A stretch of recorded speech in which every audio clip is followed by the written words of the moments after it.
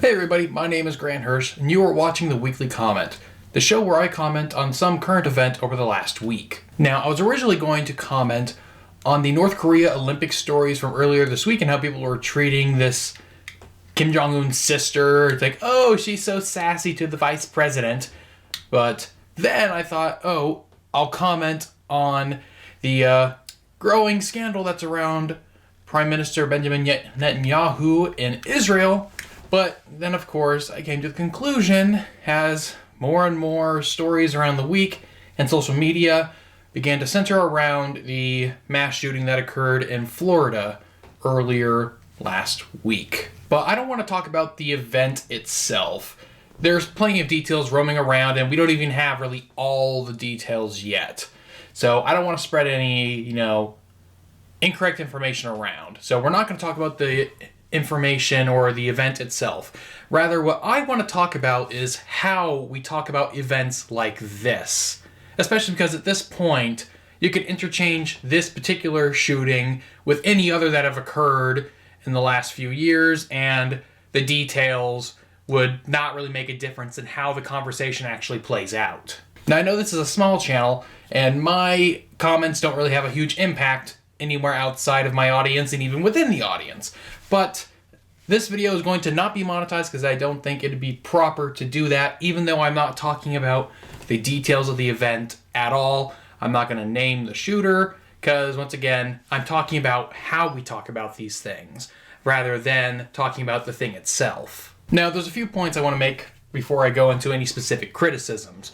One is how both Republicans and Democrats try to play this event off. Republicans are always talking about how, we need to delay things. We can't talk about it right now. Let people mourn. We don't have all the facts in. And the Democrats are always trying to push, saying, no, we need to do something about this now. Now, something that should be said about this is that both responses, I think, are perfectly appropriate. The reason you might not want to rush to making decisions, especially legislative policy decisions, when it comes to things like this, is that in the heat of the moment, we tend to act irrationally. We don't think about the consequences of the things we're doing. There's also just the plain fact that we don't have all the information. We don't want to be making policies based on a lack of information. However, on the other hand, the way the Democrats react is also perfectly reasonable, because from their mindset, they're thinking, we've seen this happen over and over before. It's always the same. We don't need time to think about it. We've had plenty of time to think about it all the previous times it happened. Let's act now. Both reactions are completely reasonable, and I don't like the way we treat each other when we don't agree on these things. We like to portray the other side as though if they don't agree with our solution to the problem, then they must not care about little kids being murdered. Everyone cares about that. And if there's someone who truly doesn't, that person is a monster, in which case you're probably not going to want to ban guns because killing that person with a gun is the only way you're going to stop a monster like that. But now let's go first into my more specific criticisms. And Democrats, you're up first because you're always the first ones to bring it up. Democrats always talk about how we need to do something. We need to do something. And they always want to legislate policy before we actually know all the details of what happened. And why this is important is because very often the policy recommendations they make after a shooting would have done nothing to actually prevent the shooting. There's always this tendency of them to blame the NRA, saying, you have blood on your hands, and Republicans who accept money from you have blood on their hands as well, because it's all blood money from murdered children. Which kind of ignores the fact that the NRA doesn't actually donate that much money. The strength of the NRA doesn't come from its vast resources. It comes from manpower, as in lots of people support the Second Amendment. Even people who are not members of the NRA support the Second Amendment. In fact, the Second Amendment rights movement is kind of the biggest free rider movement in the United States today. There are lots of people who say, they stand with the NRA,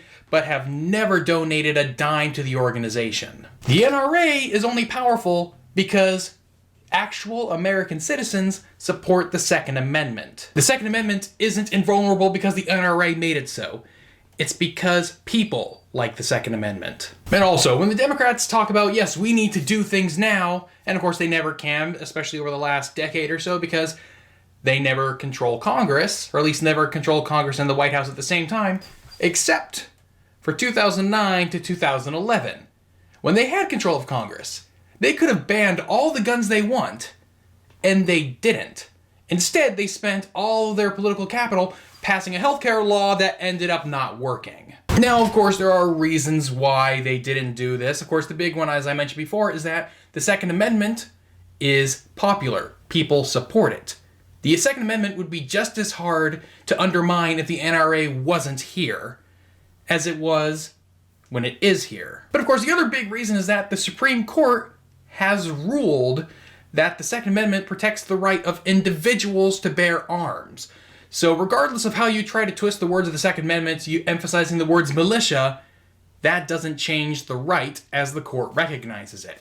And it's most likely any law passed by Democrats after a shooting would most likely be overturned by the Supreme Court. And then, of course, the biggest thing that annoys me with how the Democrats react to a mass shooting is they say, oh, come on, all Americans support common sense gun control, but they fail to define what common sense actually means. They very rarely actually cite a source defining this idea or defining how many people actually support common sense gun control, and the few who do, they never defined common sense for themselves. Sure, common sense sounds like something everyone supports until you define it and then they think, well, no, that's not common sense. That doesn't make any sense at all. Now, I think the reason the Democrats act this way, other than, I would say, is a legitimate concern for the safety of children, of course, is to rile up their base. Make sure you go and vote out all those child murderers in November so that way we can ban all the guns we want and protect the children from the evil cronies of the NRA.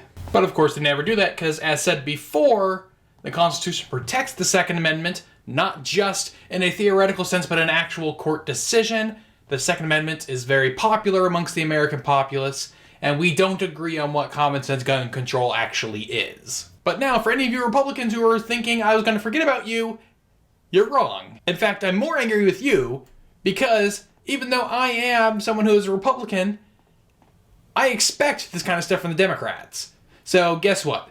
Now it's your turn. Republicans, you like to blame these incidents of mass shootings on mental health issues, and yet you never appropriate money for mental health facilities or to promote mental health. If you're going to keep talking about it, either fund it or stop talking about it. You also commonly hear them say, well, why don't we just hire professional security people for these schools so that way someone can take down the shooters before they kill too many victims? Well, I never see you appropriating money to protect public schools.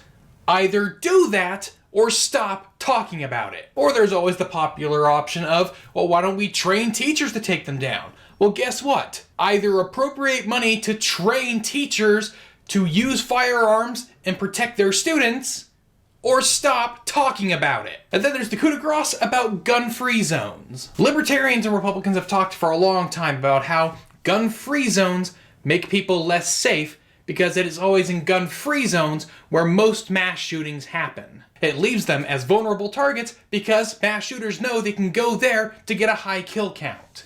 Republicans and Libertarians have talked about this for years. Well, guess what? For the first time in a decade, you have control of both Congress and the White House. You could do this.